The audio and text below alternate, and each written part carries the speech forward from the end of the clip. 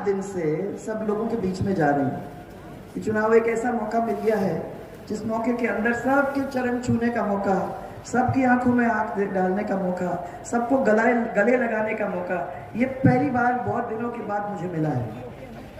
ये पिछले 4 साल में आप लोगों ने जो प्यार लगातार दिया है और देते रहे हो, उसकी वजह से ताकत हम सब की बढ़ी है।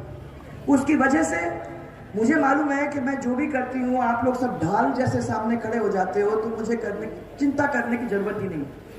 हम लोग कितने हम सौभाग्यशाली हैं कि आप जैसे परिवार हम लोगों को मिला है। मुझे मालूम है कि जब आप लोग खड़े हो जाते हो तो आपके सामने कौन खड़ा हो सकता है, ये तो आज भी प्रश्न है। मैं सबको कह रही हूँ कि ये 36 के 36 कौम अपने हैं। ये सब लोग अपने परिवार के भाई हैं, बुजुर्ग हैं, बहनें हैं, माताएं हैं, और इन सबको सशक्त करने का काम ये हमारा है।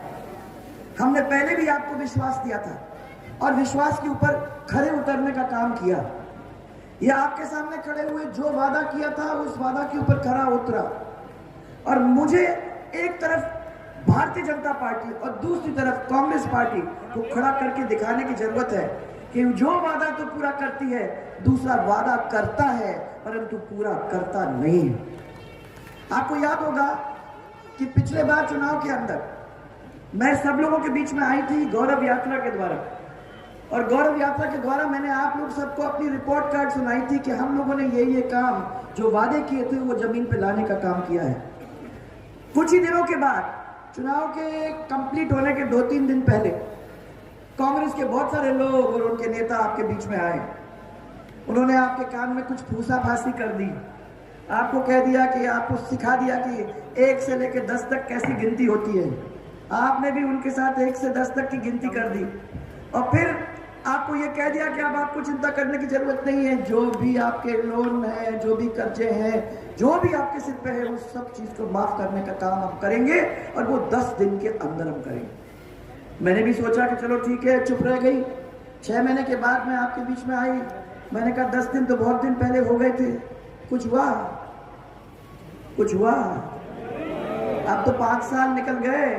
5 साल के बाद तो पूछने का हक है कि भैया जो वादा किया था उस पे खरे उतरे कि नहीं उतरे ये? और हमारी तरफ हमने सरकार के अंदर आपको वादा किया था कि हम 50,000 तक के लोन माफ करेंगे। 27 लाख से ज्यादा लोगों का हमने इस राजस्थान के अंदर लोन माफ करने का काम किया, और जिसको लोन माफ किया उसके हाथ में सर्टिफिकेट भी पकड़ाया, ताकि बैंक में आप जाओगे तो बैंक वाला आपको पकड़ के कह नहीं सकता कि आप लोगों को ये पैसे देने की जरूरत है। दिया कि नहीं दिया आपको? बताओ, दिया था। इस क्षेत्र के अंदर ही करीबन 12 से 15,000 लोगों को आपका कर्जा माफ होने का काम हुआ।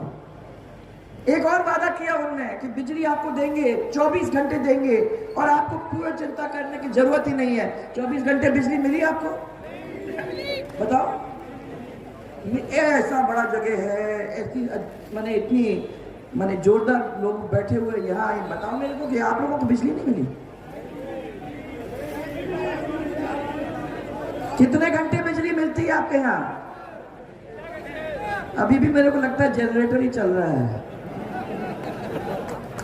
तो ये भी वादा गया। उन्होंने आपको ये सुना दिया कि चिंता मत करो, हम तो आपको 100 यूनिट बिजली देंगे, वो 100 यूनिट बिजली फ्री देंगे। अरे जब बिजली नहीं आ रही है तो आपको 100 यूनिट बिजली देने का मतलब क्या है? कहां से आएगा फ्री? कोई फ्री होना जाना नहीं है, ये तो कहने की बातें हैं। कांग्रेस का वादा कभी पूरा नहीं होता है। फिर एक और अच्छा वादा किया उन्होंने हमारे टाइम। हाँ, मैं बता दूं आपको, हमारे टाइम की बिजली 22 घंटे मैंने कहा था कि महिलाओं की बिजली आएगी, सिंगल फेज उनके घर में आएगी। उनका एक लट्टू जलेगा, उनका एक पंखा जलेगा, उनका एक कूलर जलेगा, उनका एक फ्रिज जलेगा, ताकि जब आप लोग थके मांदे खेत से आते हो, शाम को घर के अंदर कूलर चल रहा होगा और आपको ठंडा पानी पीने को मिलेगा। बच्चा वापस शाम को परीक्षा कर रहा है तो एक लट्टू के नीचे बैठ के वो पढ़ाई कर सकेगा। आपको 22 घंटे बिजली हमने दी कि नहीं दी? और अब नहीं मिल रही है सर, अब नहीं मिल रही है, वो बिजली खत्म हो गई है। पर और भी हमने कहा था कि 6 घंटे से ज़्यादा हमारे पास नहीं है, पर 6-7 घंटे बिजली हम आपको किसान के खेत में देने का काम करेंगे और हम दिन में देने का काम करेंगे। आप लोगों को उसका भी पूरा हमने किया। आज टूट टूट के बिजली आती है। किसी ने मेरे को कहा कि 18 बार बिजली गई एक दिन के अंदर, ऐसी भी स्थिति हुई है। ये तो उनका वादा था जो वो पूरा नहीं कर सके। हमारा वादा था, हमने पूरा किया। और 3 horse power, 5 horse power, 7 horse power वाले लोगों को तो शायद ही बिल पेमेंट करने की जरूरत पड़ी थी। आपके यहाँ तो फिर कोई प्रॉब्लम ही नहीं है, क्योंकि आपका तो क्या है, नहर ही नहर है। इस इलाके के अंदर मैंने इनसे पूछा कि जो वादा किया था आपने पूरा किया कि नहीं। सबसे पहले आपके 33 केवी के 7 GSS हुए थे, बनाए कि नहीं बनाए? सब बताओ, जोर से बताओ भाई, आप तो कंजूसी नहीं करना है, याद करना है ये। और 41 करोड़ की लागत से 41 मुख्य जल योजना का जीर्णोद्धार किया कि नहीं किया? आप लोगों ने किया।